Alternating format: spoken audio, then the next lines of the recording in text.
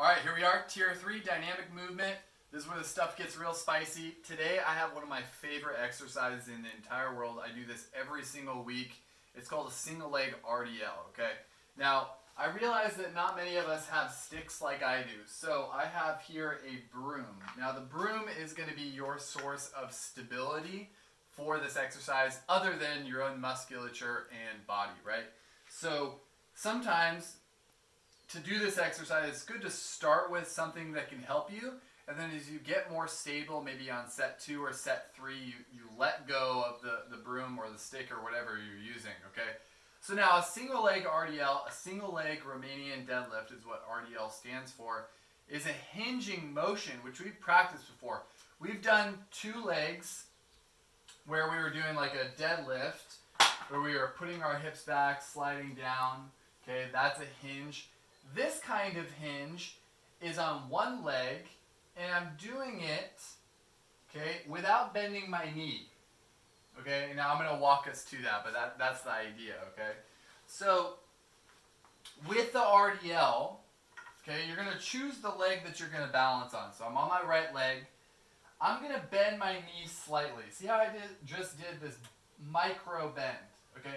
Now my knee never bends more than that, okay? Does not bend anymore. It doesn't drop, okay? Nothing like that. It's just staying in the slightly bent position. Now what happens is I'm holding the stick or the broom or whatever in my opposite hand. I'm going to bend forward, push my butt back, push my left leg back, okay? And you can see as I bend, my back is very flat, okay? Now look at my knee. My knee didn't bend, okay? My back leg can be straight back behind me. Then I'm going to push through my heel to squeeze my right glute to stand all the way back up tall, pushing my hips forward. Okay? Very slowly again, I'm going to hinge forward. Back leg drives back. My back is flat. Squeeze the glute to come back up. One thing that you'll notice, that was 2, I am counting that towards my reps, you could pause if you need to, is that the foot, ankle, knee is all going to want to collapse inward like this. So I'll show you a poor example. As I go down, if the knee is going in like that, that's really stressful on the MCL, the medial meniscus, the ACL. Okay, those are things that we want to avoid. We want to keep our knee directly over our foot, or even a little bit externally rotated as I'm demonstrating right there. And what that does is activate my glute medius on this leg more, which is great. We want to activate the hip as much as possible. Okay, so I'm at 5. I'm going to continue to 15.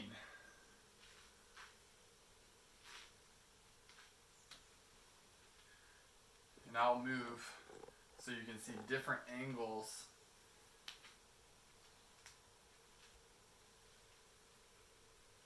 I'm at 6. You really, really want to do this one slowly, you guys. Take your time. You don't need to go very far either, okay? You only go as far down towards the ground as the hamstring on this leg lets you. So I feel a big stretch in this hamstring as I go down. I can't go any further without rounding the back. You do not want to round the back here. See how I'm rounded to go further? You don't want that.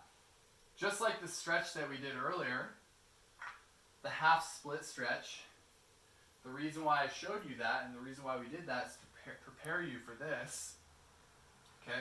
So you had to stretch the hamstring to practice getting here first. And now we're incorporating the same lesson that we did earlier in this active, dynamic movement. And that leads me to describe to you guys that this is a tough balancing motion, okay? It's not meant to be done with perfection. You're going to lose your balance, and that's okay. I lost my balance.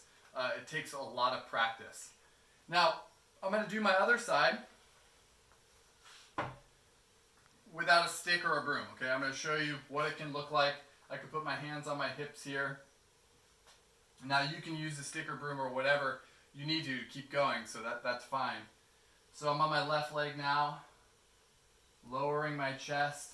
My left knee is slightly bent. I feel the stretch in my left hamstring now.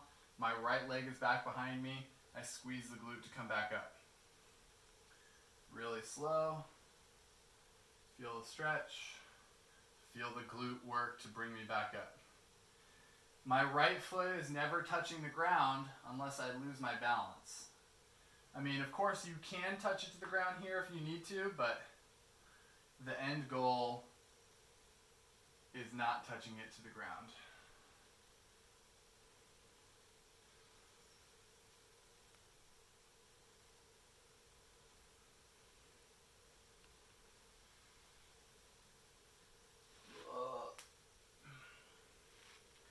There you go, I'm human. I do this for a living, but I'm not perfect either. I'm at 7.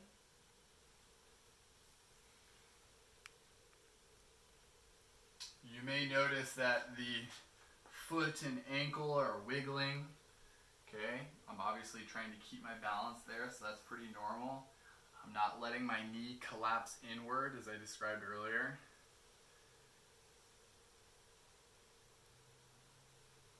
I'm at 10, I got 5 more.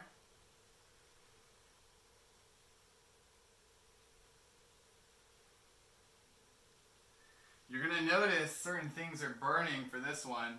It could be the calf, it could be the foot, it could be the hip. Okay, it's all normal.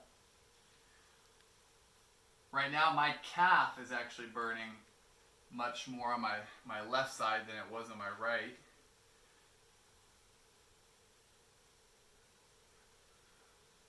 Whoa. I got one more.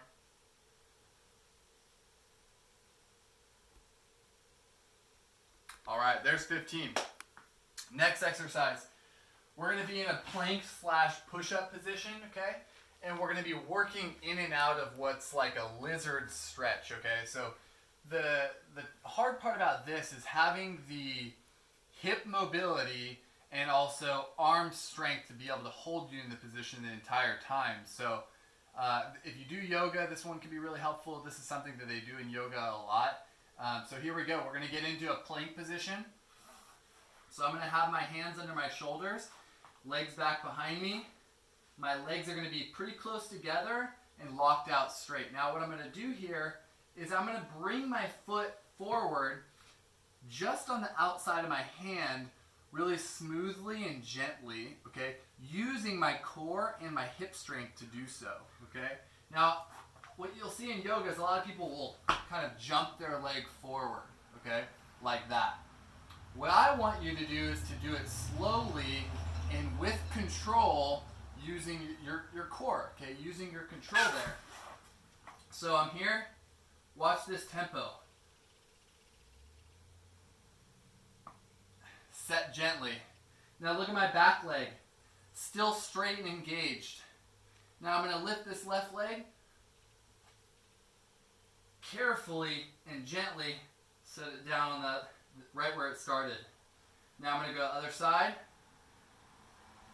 One side's going to feel different than the other. That was tough. That was much harder for me. Now I'm going to lift it and set it back. Now I'm going to do 10 total. That was 2. Really slow and in control here. Now you may not be able to get it all the way to the outside of the hand, and that's okay. Get it as far forward as you can.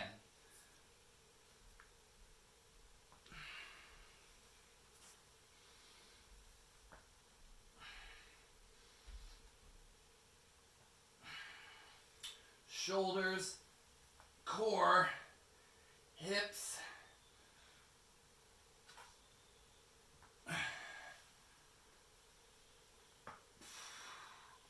That's 6.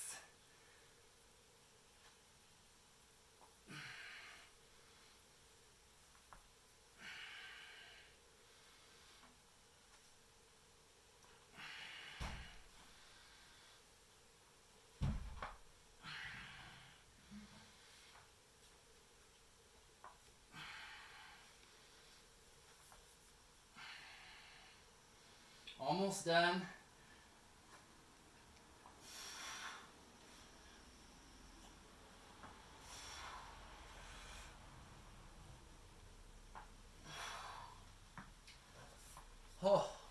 tough, guys. If you need to set your knees down at any point in that, shake your arms out, relax, go ahead and do so. I did 10 in a row. You're doing your best to do the same thing, but if you can't, that's totally okay. You're just trying to do your best here. Okay, so moving along now, you're going to need that broom, and we'll talk about other things that you can use for this same exercise as well. Essentially what you're going to do is try to work on the musculature that engages your pulling muscles. Now, this is really hard to do unless you have certain tools while at home. Pulling muscles are back muscles, okay? The things that pull your shoulder blades together, okay? The rhomboids, the lats, and the traps a little bit as well. Those all pull your posture open and keep your upper back nice and strong and tall. Now, if you don't have bands, if you don't have a pull-up situation, then it's really hard to work those muscles, okay? So this is going to be my version giving to you of what we can play with to try to work those muscles a little bit. Now, if you have the broom or some sort of stick, then we can do something where we're pulling a little bit, right? So what I'm going to show you is called a bent over row, and if you're into bodybuilding or you have a history of lifting weights, you know that this is really popular with weights, but if you don't have weights at home, then let's try to mimic that a little bit. And if you have milk jugs or water bottles at home, then I'll show you how to do something like that really, really quickly. Okay, so I got my broomstick. I'm going to hold it out in front of me with my palms facing forward, okay? Now that's going to open my posture a little bit more. That's good. We don't want our thumbs pointed in, okay? We want it opened out. Now, I'm going to get in the bent over position, okay? So I'm going to drop my chest, and I'm going to pull my butt back behind me, okay, as if I was reaching for a chair. So now I'm bent over, and my back is nice and flat, and my arms are down just in front of my knees, and I'm going to pull the broom all the way into my belly button. Now I'm actually pulling into my body, and that's giving me a little resistance there. My elbows are coming right beside my body. Now if you were to see my shoulder blades are pulling back and together to pinch my shirt. I'm going to hold that for a second, and then I'm going to go down.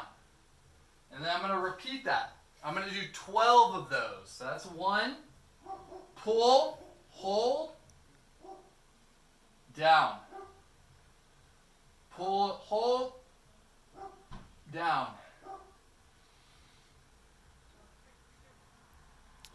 4,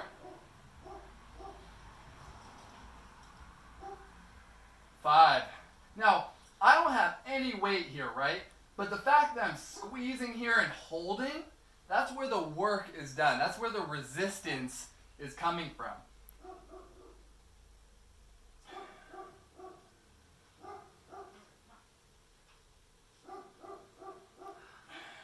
That's 8. I'm going to do 3 more.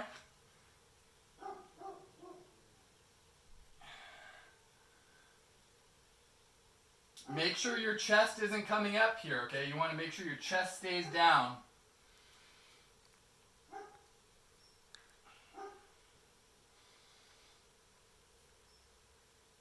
All right, there's 12. Now, if you have anything at home at all that has any weight, it could be a milk jug, big water bottles, whatever it is, you can hold it in one hand, you can get in a bent over position, and you can pull.